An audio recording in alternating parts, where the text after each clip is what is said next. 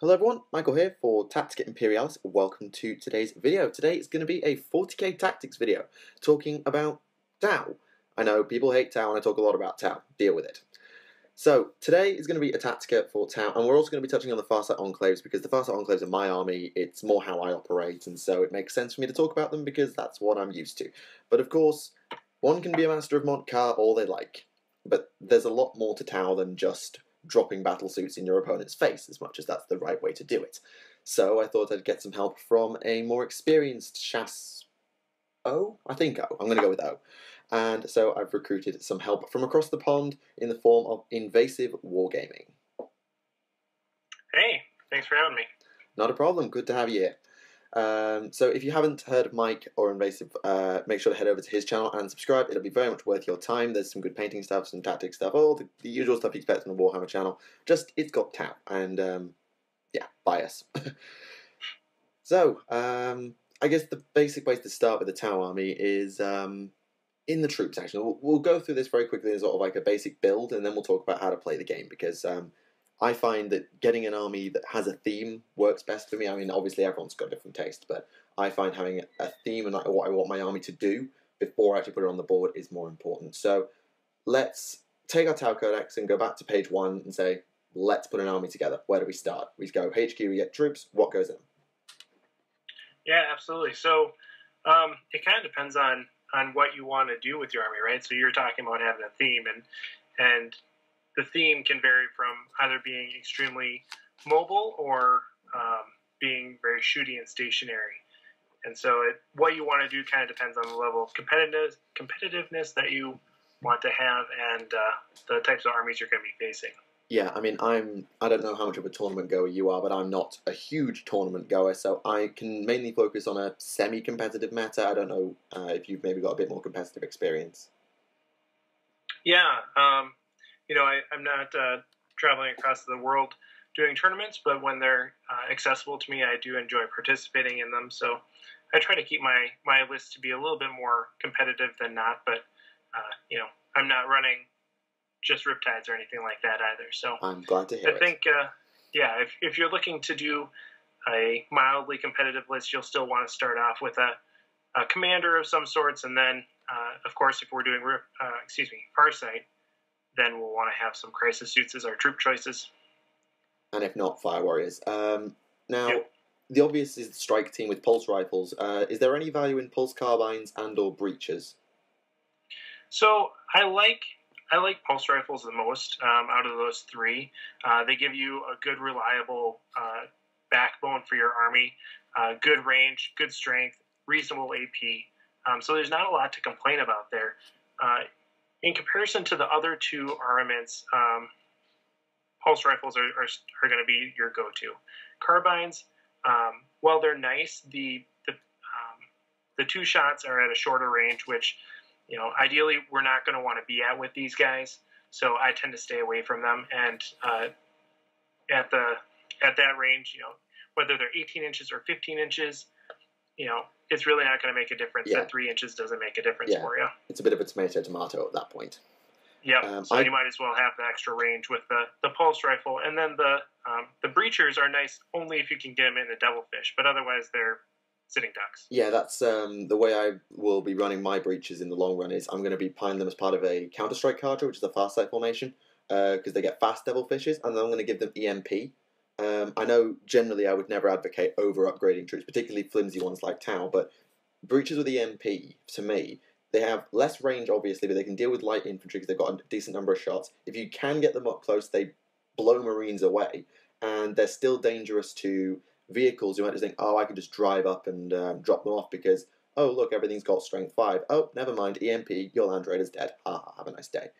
I would agree, though, that rifles definitely have a lot more going for them, and the only reason that I think you would run carbines is if you wanted to play a maneuverable army that wasn't Farsight. So if you want to play core Tau, but you still wanted to be able to move about the board. Now, I've gone on in videos in the past about how important I think maneuverability is, and as a lore nut, Tau standing still makes no sense.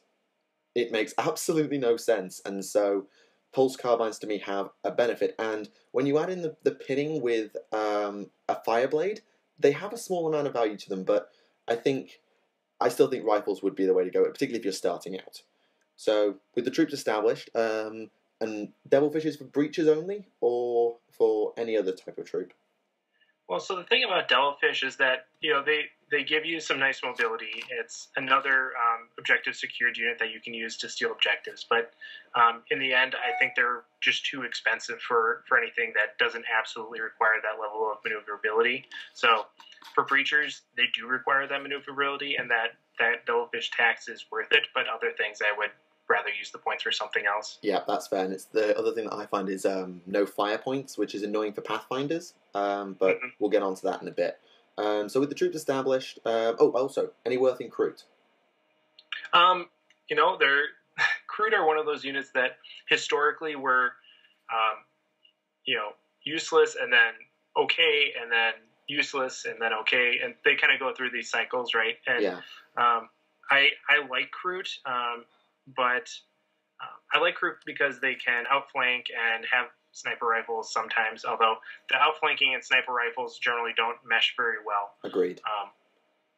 So there is some value in that, although, again, if you're really looking to produce something that's going to have a high degree of maneuverability and some staying power, I would stay away from them in the current environment. Yeah, the problem I've had with Kroot, if I run them, I'll only ever run them with like recon drones, so I can set up their outflanks right. And the other problem I've got is I still remember chasing off 15 Kroot with 2 Death Copters in one round of melee. I still remember doing that, and it saddens me. Right, so moving out of troops, let's go into HQ. Obviously, your commander's your first port of call 95% of the time, because everybody takes commander, and I'm sure everyone's got their own personal favourite commander. For me, it's Farsight and an all-round sort of focused on one job type of commander, but some people obviously prefer the Buffmander, which I think is a scourge on Tau society and should be shafted out the airlock. Yeah, well then I'm going to be out the airlock, I think, because the Buffmander, he does some work, right? And it's hard to argue with that. But there are ways to employ the Buffmander that's not just being mean-spirited to your opponent, right? Yeah. I'll tell you, funny story. When I was building my Farsight bomb, me and my friend were doing it, and I built the list specifically to counter my other Tau-playing friend's Buffmander Death Star, because he had like 8 crisis suits with drones with a full-on Buffmander, and I was like, right, this needs to die. Okay, Farsight bomb, Dawnblade contingent, drop, boom, dead. That was the entire plan. Yeah, absolutely. I prefer to run a Buffmander with in a relatively small unit of crisis suits, I think, and we'll probably get into crisis suits later. But yeah, I have a hard time maxing out crisis suit units just because I think there are better ways to spend your points. But I think in a 3-man unit, 4-man unit of crisis suits with missile pods and target locks, and throw them in with some marker lights, a Buffmander can do a reasonable amount of work while still giving your army a fair amount of flexibility and not relying on a Death Star unit. It kind of becomes more of just another tool in your more well-balanced army. That's the way, I know I play all on Battlesuit Rush, but I still try and play it in quite a balanced way. So like I use different teams to different tasks, and I've got lots of different elements, even if I've only got 20 models in my army. I make sure everything's flexible enough to do multiple tasks. And the reason I don't like the Buffmander, besides being toxic in places, is I have a bit of a hero fantasy going on with characters. It's like, I can't see a guy who literally has become this legend of the Tau, who's served on the line for 20, 30, 40 years, and he doesn't carry a gun. I don't get it. I think I like my commander someone like Commander Brightsword, who you can equip from Farsight, because he's got good anti-tank weapons, he's got some defense in his shield drone, he's also got combat potential, which I know is something you don't really need as Tau, but it's something that's nice to have because it gives you another way of dealing with vehicles.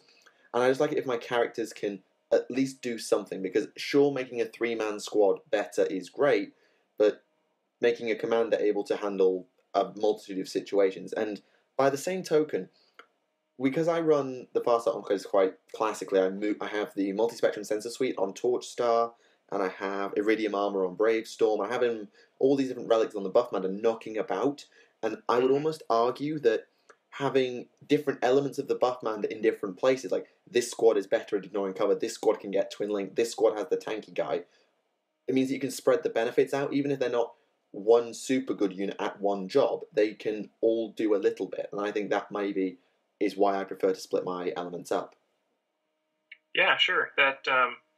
That's certainly a consequence of using the 8, right? Is that your relics are spread out across multiple commanders, and the benefits therefore are spread out, and there are costs and benefits associated with that. Even when I don't run the 8, though, I still run them thematically. So, like, my Flamer Sergeant still has the multi-spectrum sensor suite. It's like I still like to spread the upgrades around. But obviously, commander's personal taste and your meta, I think there's a lot of options with a commander. So, let's settle a debate. Ethereals or Fireblades? Ethereals. And I'll say that I'll say that because Ethereals do give you that greater flexibility, and they benefit more units. So I think they're more of a catalyst to a larger portion of your army, and therefore you get more bang for your buck in Ethereals than you do with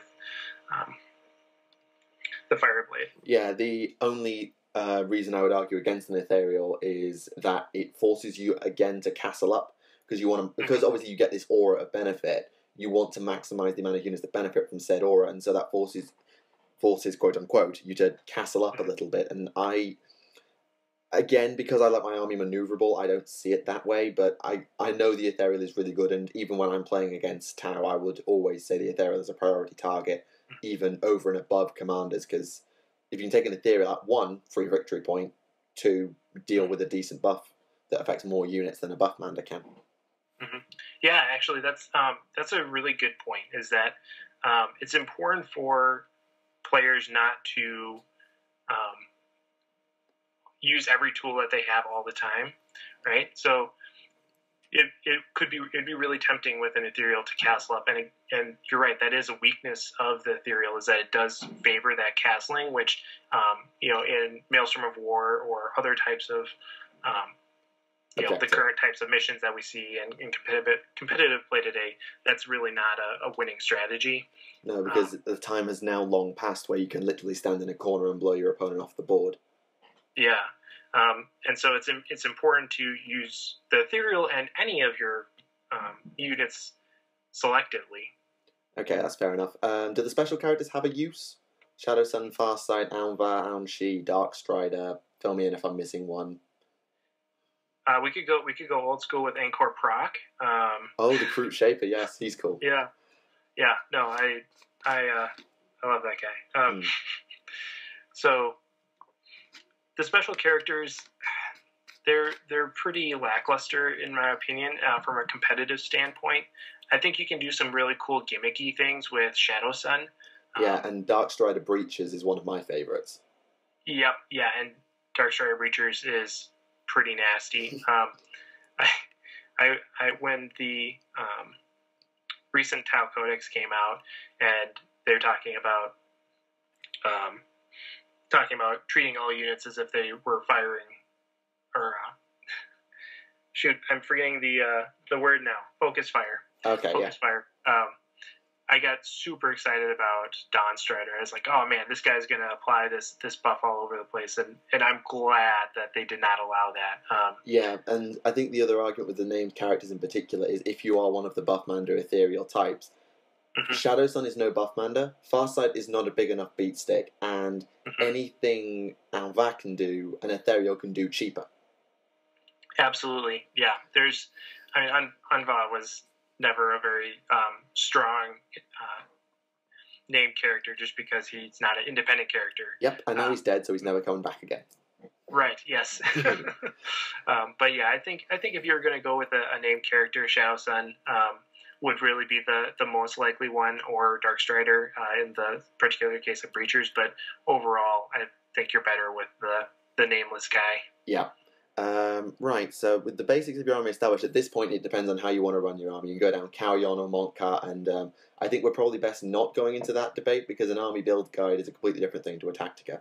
Absolutely. The only points I would raise is Pathfinders are always good, Crisis Suits are always good, Broadsides are always good, and Riptides are just ridiculous. That's all I would raise. Yeah, sure. I mean, if your measurement of good or excellent are the only two descriptors that you're using, yeah, everything's good or excellent. But by the same token, things like Vespid are not that good, and sniper drones are situational. Those are the best units that I say are probably going to be in the majority of Tau armies, is what I was trying to say. Oh, yeah. Okay, I get you now. Yeah. Vespid are so neglected in terms of rules. I don't even think about them when making the army decision. It's like, of course you're not going to use Vespid, but if you're someone who is just getting into Tau or are just trying to understand the Tau Codex, I'll put this nicely. You should reconsider your choice of Vespid in your army. One place I can think of for Vespid is the Allied Advanced Cadre, because at that point they get quite stealthy and they buff your crews, and okay, I have a soft spot for the auxiliaries. Gay Vasa, please. Yeah, absolutely. I would, a bit of wish listing here. I would love to see more of the Tau Empire represented with good, solid rules in the Codex. Absolutely. I would definitely agree with that. Yeah, but yes, Pathfinders are decent. Crisis Suits are decent. They have strengths and weaknesses. The weaknesses are lower on things like Ghost Keels and Riptides, and that's why you see them so often in armies, is because they offer a lot, and I can never get Ghost Keel. It's funny, everyone raves about Ghost Keels. I can never get my Ghost Keel to work. Maybe it's because I ran it with Fusion, not Ion, but my Ghost Keel's never blown me away. Yeah, I mean, so I think the biggest strength in Ghost Keels, and do you want to talk about that now, or should we wait? We can get on. I'm assuming you're going to talk about the formations, and I'm sure we'll get to them. Because the Ghost Keels, as far as I'm concerned, the way that I think of Ghost Keels being ridiculous is when they're stacked up in formations with the Storm Surges and the Stealth Suits, which, by the way, Stealth Suits are the best thing that ever happened because homing beacons exist. But anyway, this is the problem I have as I'm getting to build ideas and I go on for ages. So, moving on swiftly. So I think if we want to talk a little bit about the units, though, that you mentioned, Crisis Suits are good, but they do have weaknesses in terms of not a fantastic survivability. Agreed. Yeah, and Broadsides are good because they put out a lot of shots, but they're slow. And it's quite easy to block line of sight these days. Yep. But yeah, so I think any of those options are good. Good things to consider if you're looking to create an army. Agreed. Right, so let's put the army to one side. We built that now, and we're going to get to the board. And obviously, there's two main styles of, according to the lore, there's two, and according to the tabletop, there's three. In the lore, you have Cowyon and Montcar. You've got your patient setup, outmaneuver, and deal with isolated things. And in Montcar, you've got all-out assault. And in the tabletop, you can do that with your all-out rushes, your deep strike rush that I like to play. You have quite stealthy lists where you outmaneuver your opponent, get behind them, drop the right units in, and do all of that stuff, have a solid firebase. And then you have the Castle of... which I've already talked about, which we already mentioned, and how it shouldn't work, but it still does work, and it's still the reason I think that 90% of people hate Tau. Yeah, I mean, the politics of Tau could be a whole other video, but... I've ranted so many times on the podcast about why people hate Tau so much. It drives me up the wall. Yeah. But, yeah, so the castling can work. It's actually fairly opponent-specific, though, right? Like, there are certainly armies like Thunderwolves that, go ahead and castle up, and they're just going to come in there and beat you down. There are other things like... I don't know. Like Elder that would work better with. But. Yeah, like when I think of like how I would play if I was trying to castle, I'd think Space Marines that don't use drop pods will work. You outrange Imperial Guards, you can probably manage against them. Tyranids, you'll do okay, mainly because you don't have the room to maneuver, because they'll just drown the board. Same with Orcs.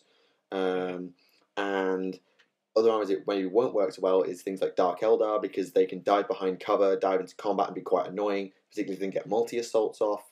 It won't work, as you say, against things like Thunderwolves, Alpha Strikes. Basically, anything that can close the distance with you beats a castle list, as far as I can say. Particularly if you can get multiple units up, because supporting fire is nice, but it's not that good.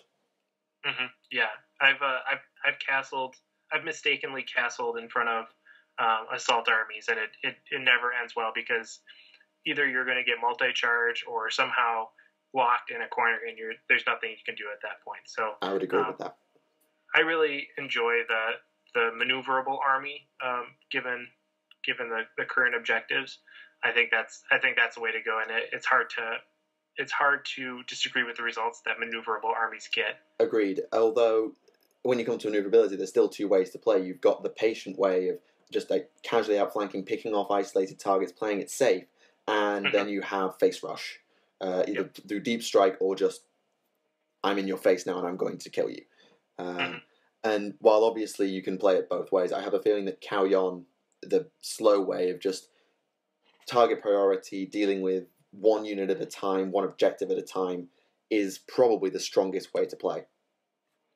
Yeah, I think so too, and it avoids some of the issues with Monkai that arise from just overextending. Agreed. Overextending is a huge problem in Warhammer and many other different types of games.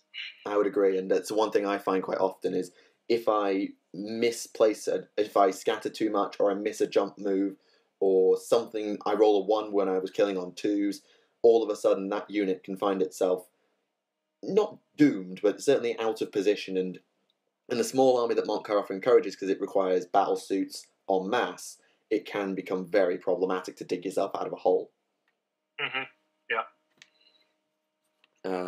But the Kauyon list, I think, it's one of those that's something that's really hard to play. Like, I think a proper Tau list, like obviously sit in a corner castle, is quite easy to understand, but to play a maneuverable Tau list and make it work, particularly if you're going for the patient approach and you don't dare overextend as Montcarlis would do, you really do have to be able to think on your feet and adapt your strategy. Drop of a hat. Yeah, I agree. One of the challenges is knowing, half the game is the movement phase, right? I would agree. And that's where I think that's probably where the biggest difference between the two strategies arises. And knowing where to move and when to move requires a lot of practice. And you have to be familiar with your army and your opponent's army. Yeah. You do have to consider as well, there are some armies that will just hard counter you. I'm going to say this now. Gene Stealer cults is an instant loss. You can't beat them. Don't even try. Well, by all means try, but you will lose, because teleporting. Enough said. Yeah. No, there's a hard counter out there. Yeah. Indeed. That's when you play for fun, right? Until your main opponent is a Gene Stealer cult main. Right. Yeah. Anyway, but I think actually the Gene Stealer cult hard counters the Kauyon list because it can outmaneuver, because the Kauyon list relies on being able to outmaneuver and deal with isolated targets, and the Gene Stealer cult list just does all of that but better, because it can deal with combat. It's got all right range and it's got psychic for days. The actual Montcar aggression list is in a way able to handle that, because if a Gene Stealer cult army wants to teleport around the board, by all means, I'm rushing the entire board. There's no way you go from here to over there, but oh well, I've got units over there as well. Bang, have it.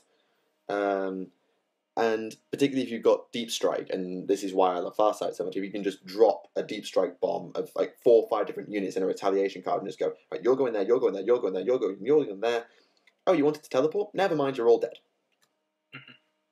Yeah, and I completely agree with that. And another element of combating armies like Gene Stealer cults is, using their strength to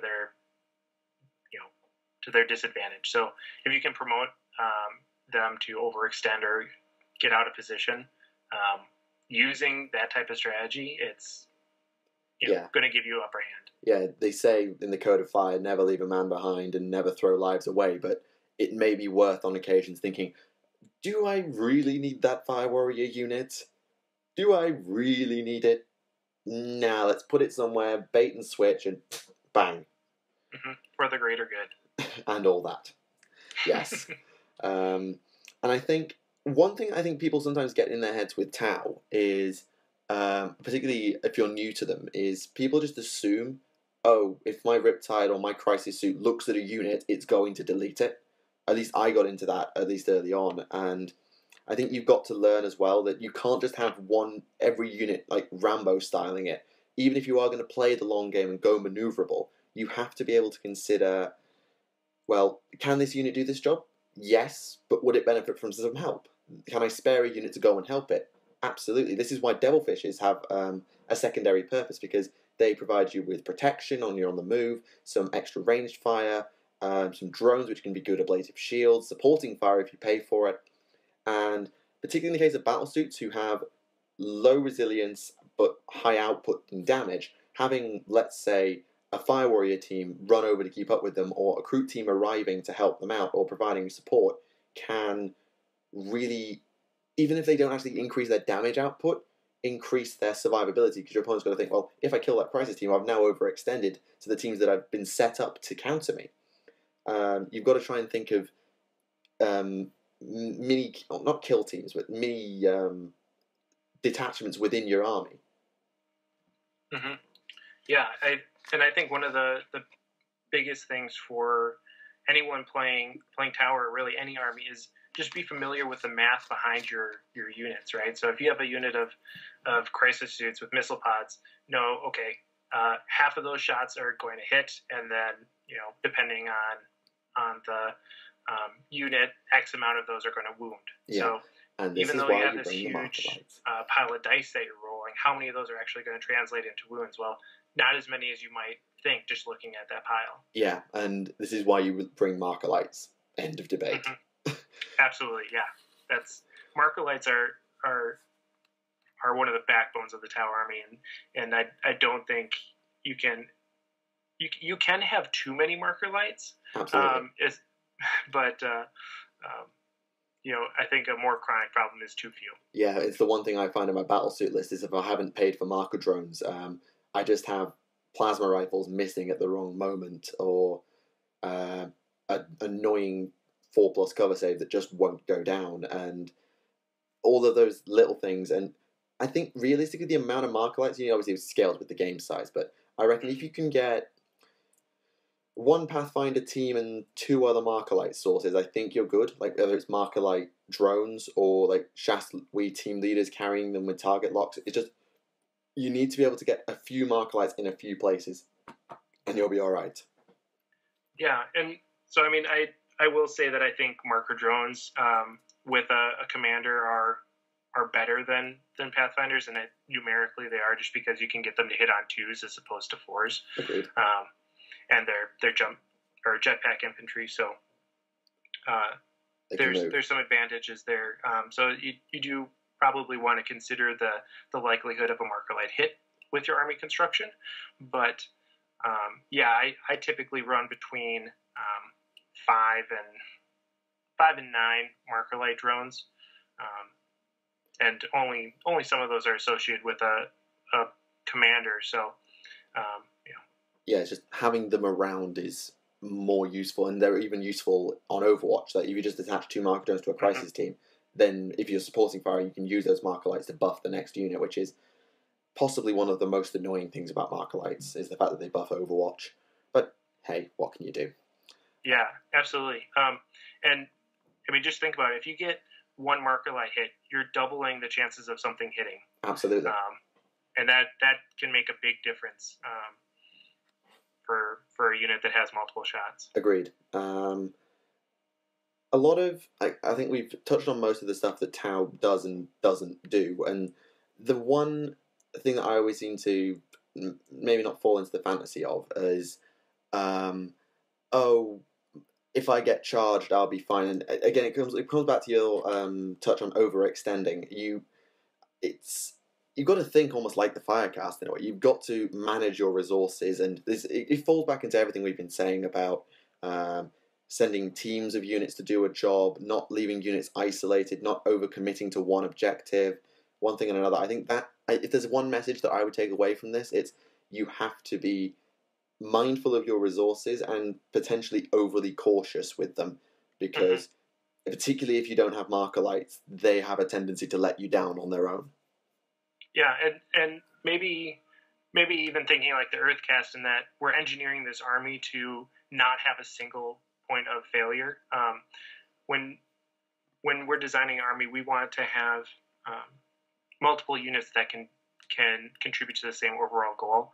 That's something that I see when people send me lists, or when I see lists online and they say, oh, well, I have this one unit that's going to solve X, Y, and Z problems. No. It's like, yeah, that one unit, your opponent will know that and get rid of that unit, and then you're, up the proverbial without a paddle. Yeah, exactly. I love catchphrases. And I think one element of the game, obviously Tau, a lot of people assume Tau have locked down, is anti-air, because velocity trackers for days. I like the Tau flies. I've got a Razor Shark and I'll swear by it because it fits my detachment, but the only unit I'd actually advocate velocity trackers on is actually broadsides. Beyond that, I'd actually leave the velocity trackers in the shed and just say, well, if my broadsides can't deal with it, weight of fire and prey. Yeah. So I would probably contend the broadside assertion. They can be fine on there because you have so many shots that having that velocity tracker on there is pretty good. And also, but if they don't have it, they still have enough shots and they're twin link that you might get a few hits.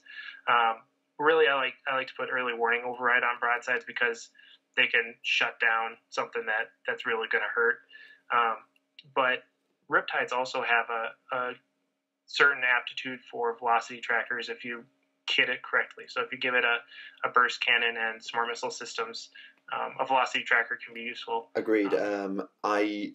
I've never got the idea of the early warning override, mainly for the reason of, I can intercept, but more than likely I find with my intercept is I'm going to probably miss, and then it may develop in my opponent's turn that I now need to react to something else, and now I can't fire because I've used interceptor. It's personal taste, and obviously you've got more experience of what works competitively, but I mainly play against flying monsters rather than actual flyers, so they're already on the board, and so interceptor for me is one, less useful, and two, possibly going to screw me over. Yeah, no, that sounds good. So the thing about early warning override and interceptor in general, again, is that we want to use it selectively. That when you have the ability to shoot interceptor when you have the ability to shoot interceptor doesn't necessarily mean that you should. Absolutely. And so I think interceptor is really helpful against drop pod marines, but against something like flying monstrous creatures, velocity tracker sounds like a great way to go. Yeah, I mean it costs 15 points more, but if it lands a grounded creature, it pays for itself at the end of the day. Yeah. I think that covers most of it. The one other type of army that I would probably suggest you might struggle with is other gun lines. This particularly applies if you're playing quite a static list, or if you're trying to control the board. But if you're playing an army that doesn't want to come out, let's say it's a really long range guard army, another Tau army perhaps that's castling, or I don't know, no, Eldar are too maneuverable, but you know what I mean, gunline castle-y armies. Trying to deal with that when that's what your army's built to do, particularly if you are playing the castle approach, can be an interesting challenge. And I would contend that you have obviously we talk about adaptability all the time. We've said it so many times this video already, but being able to switch from, okay, I'm going to play on the defensive, I'm just going to knock things away and deal with things as they come up, is now I'm going to put you under pressure and I'm going to rush you down. Because if I'm playing my mock car list and I'm all about face rush, if I realize my opponent's going to be too aggressive for me to do that, I have to be able to, as soon as I land, to be like, okay, I've got to control things now. I've got to change the way I'm playing the game. If that means huddling up a bit to get a good round of firing, I will do that. But if my opponent's playing really defensively, instead of saying, all right, let's keep these Fire Warriors back, let's keep the Kroot back, it's like, go face and make them worried, because that way I can compound the issue when my reserves arrive. Yeah, that sounds good to me. I have my moments. But yeah, other Tau armies will always be a problem for more maneuverable Taus, because they deal with mainly what Tau does well on its maneuverable side, which is its cover saves, its general sneakiness, I suppose, for want of a better word. And so you've got to be able to think about that. The last thing I probably want to raise, I don't think I've got much more to add, is there any worth in the Farsight Enclave supplement whatsoever? In terms of a product, should you buy it, or in... As in, is it worth making your army out of a Farsight Enclaves detachment as opposed to a Tau army in general? Yeah, I think there is. I love having crisis suits as troops. I think that gives you extra bit of maneuverability and firepower that really could really make a difference. But whether or not beyond the inclusion of crisis suits as troops, it's something that really makes a difference. No, I mean the war gear, I wouldn't spend more than a second looking at. There are some cool things in there, like the amulet of Arthas Moloch. Because I'm bad with Nova Reactors, I swear by the Earthcast Pilot Array. But yeah, yep. I almost overlooked that, but yeah. So the Earthcast Pilot Array is awesome. But aside from that, it's not really anything that's going to make a big difference for you. Yeah, and the main thing I realize I lack in the it's not called the Decurion, the Dawnblade contingent compared to the Hunter contingent, is when you use the Hunter contingent, you have access to things like the Infiltration Cadre, which, if I was playing Farsight Bomb, is the greatest thing ever conceived, and I can't use it. You also don't have the Fire Team trick, where you can combine fire, and it's absolutely disgusting. When you play with the Dawnblade, obviously you have to deal with, it's like, here's a unit, I'm going to play in advance, I expect that unit to be a problem, and then I'm going to kill it. With the Hunter contingent, it's more, again, about that flexibility, and you have access to some things that Farsight doesn't have, but then you don't get the Retaliation Cadre as core, so it's up to how you want to play, because again, if you want the Crisis Suit Troop thing, and you want the Decurion, you are forced to play Farsight, in a way. Mm-hmm. Yeah, I mean, the Empire Codex has a lot of really strong tools in it that you'd really have to be in a particular situation to want to leave those. So I'll temper my previous statement and say that the Empire Codex is going to be your go-to, but in certain situations you will likely want the Crisis as troops. Agreed. And can we agree we hate the Storm Surge? Yeah. Yes! Yeah. Thank God. So yeah, I think I'm out of theories and ideas to put forward. Have you got anything else to add? No, I mean we could chat a little bit about unit composition in terms of designing. Yeah. One of the biggest things about Tau is that they are so customizable, and I love that about this RB. That's true to an extent. I mean, Crisis Suits obviously are extremely customizable, but you can't do much as with your basic troops. Like Pathfinders, you can swap 2 guys for a special weapon that, on the whole, generally is quite similar. Fire Warriors, you can't have like special weapons in Fire Warrior teams. Crew are very flexible, but we don't really use them. The vehicles, you can't give them much. They have some stuff going for them, but I think the customizability is more important on the battlesuit front. I didn't mean to oversell that. You're absolutely right that it's more of a thing on the battlesuits. And it's just a side note on the Pathfinders, never do a special weapon on a Pathfinder team. Sorry. That's awkward. Sorry. That's awkward. I've got 2 rail and 2 ion. I know. And I'll say that actually fits into my point that I was going to make here is that in terms of creating crisis suit teams or any unit, have a goal in mind for that unit, and don't like when I first started playing, I was like, oh, I'm going to have a burst cannon on this guy and a flamer on that guy and a plasma rifle on this guy and a fusion blaster on that guy. Like, so no matter what they face, they'll have something that will work. But really what you end up doing is creating a jack of all trades and master of none scenario. Absolutely. where that unit is not going to be able to do anything. Yeah, it's like when I build my retaliation card, I have an anti-infantry team, an anti-tank team, and I call it anti-heavy infantry team that packs like plasma and missile and those sorts of things. It can do light vehicles, it can do heavy infantry. And the other thing with composition is the idea of what we call MSU, multiple spore units. Is it like min-maxing? It's like, should you just say, I want like 5-man Fire Warrior teams as opposed to 10? I want 1 or 2-man Crisis teams as opposed to 4 or 5. I want to keep everything as small as possible so as I've got as many flexible assets. Or do you still need to make the units big enough to have enough hitting power to get the job done? Or can you make up for that by just subdividing to hell? Yeah. So, I mean, if you're asking my opinion, I think that that's really context specific, depending on the rest of the army. You certainly want to have enough units that you can, actually maneuver and engage multiple opponents and objectives in a single turn. But, I like, if I'm using Fire Warriors, for example, I like using 8 guys, right? So I'm not min or maxing them because 8 guys have a numbers advantage over 5 guys in terms of when they're going to take a leadership test. Agreed. But, really, I think at the smaller point cost units is not as big of a deal as it is for the big point cost units, like Riptides. Yeah. So,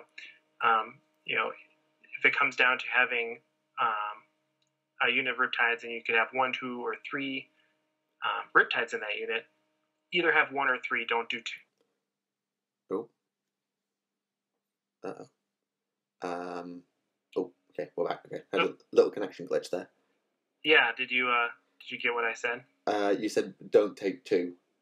Yeah, basically don't take 2, because with 3 you're getting the fire team special rules, and with 1 you're basically mitigating the opponent's firepower. But with 2 you're allowing the opponent's firepower to do more damage than it potentially would otherwise, but you're not getting the benefit of fire team. So obviously the elite slot is crowded, so it's kind of hard to justify. But like, if you've got 3 Riptides, is it worth putting them as 3 1-man units or 1 3-man unit? As a rule of thumb, like if you go into a tournament and you're like, okay, my army's in this kind of shape, I've maybe not got a crisis suit, or I've made them as like a bodyguard in a detachment or whatever, am I better off taking 3 1s or 1 3? Because if you have 1 3, well, you get the fire team rule, you get an absolute monsoon of firepower, but you don't have the versatility, especially with the lack of target lock. If you maybe don't have target lock or you've taken different upgrades, is it worth taking them independently?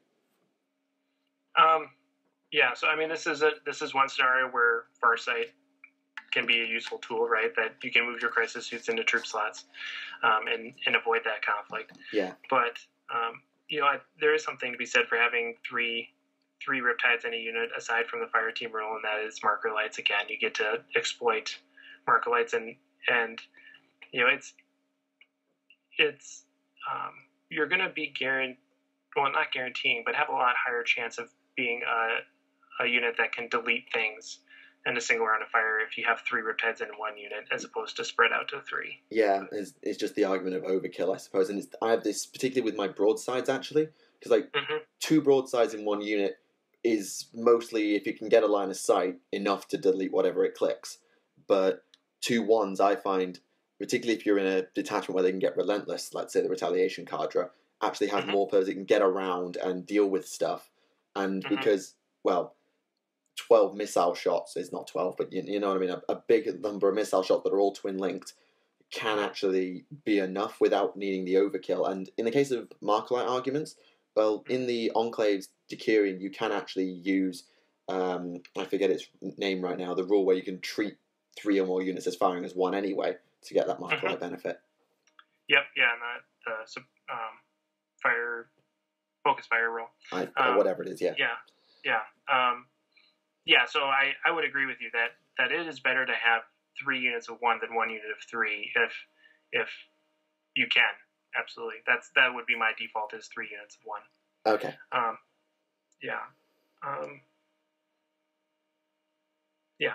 So I do want to say real quick that all the stuff that we're talking about, my number 1 rule is make an army that is fun for you to play.